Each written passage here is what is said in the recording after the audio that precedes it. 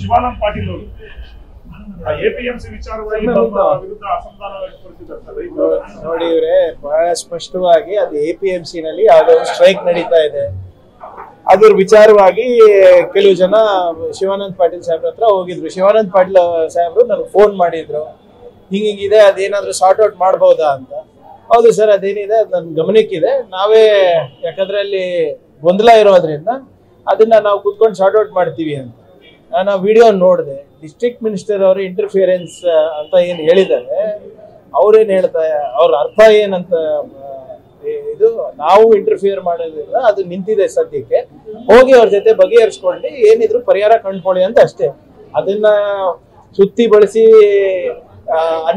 ಅನವಶ್ಯಕವಾಗಿ ಗೊಂದಲ ಅದೇನಿಲ್ಲ.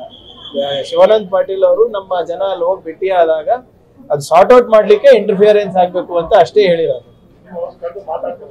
ಯಾರಿಗೆ ಇಲ್ಲ, ಮಾತಾಡಿದೀವಿ. ಆದ್ರೆ ಏನು ಸ್ವಲ್ಪ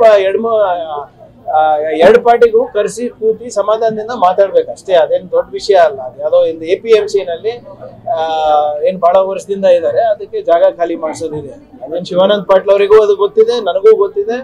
ಅವತ್ತು ಅವ್ರು ಹೋದಾಗ ನನಗೂ ಕೂಡ ಮಾತನಾಡಿದ್ದಾರೆ. ಆಮೇಲೆ ನಾನು ಜಿಲ್ಲಾ ಉಸ್ತುವಾರಿ ಸಚಿವನಿ ಇರೋದ್ರಿಂದ ನಾನೇ ಅಲ್ವಾ ಇಂಟರ್ಫಿಯರ್ ಮಾಡಬೇಕು. ಇವಾಗ ಏನಾದ್ರು ಸ್ಟ್ರೈಕ್ ಇರಲಿ, ಏನಾದ್ರು ಬೇರೆದೇನಾದ್ರೂ ಇರಲಿ, ಇಟ್ ರಿಕ್ವೈರ್ಸ್ ಮೈ ಇಂಟರ್ಫಿಯರೆನ್ಸ್ ಅಂತಾನೆ ಹೇಳಿರೋದು ಅವರು.